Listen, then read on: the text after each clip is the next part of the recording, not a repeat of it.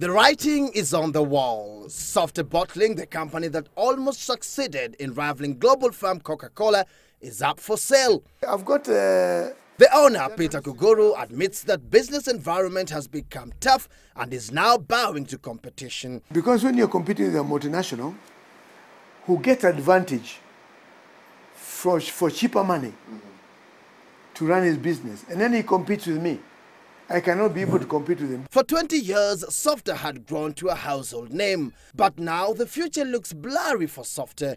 Its two plants with a capacity of 2,000 cases of soda an hour now lie idle, everything having been reduced to a pale shadow of its former self. Here, only one thing remains the same: the name. So we produce for 24 hours, and then we close down the plant, and we market that product slowly until it's finished, and then produce again. According to Kuguru, a 500 million shilling capital injection would have saved the brand, but it appears no suitable strategic partner has come forth. Many of them are asking us to reinvest 60%, and they come with 40%. But we don't want to invest again as a company, as a family.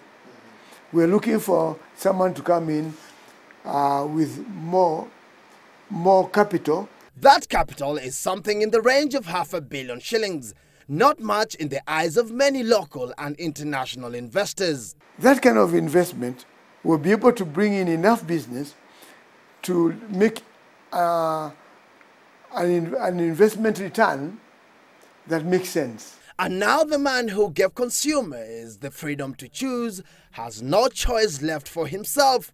So we have said, let us get rid of the assets. And then we capitalize on a space to bring their revenue. The asset's value is estimated at 1 billion shillings, but value is not much of a priority at the moment. A buyer raise. We're not looking at market price for this plant because we want to get rid of it. Is that how desperate the situation is? You see, when you make a decision to close a plant, that plant is almost worth nil. In this sorry state of affairs, Kuguru partially blames it on lack of government support for local businesses. Many countries cannot allow local industry to close. They won't allow. Okay. That is what Trump is talking about America. Gestures like this depicting the beginning of the end for Softa, the giant that once was.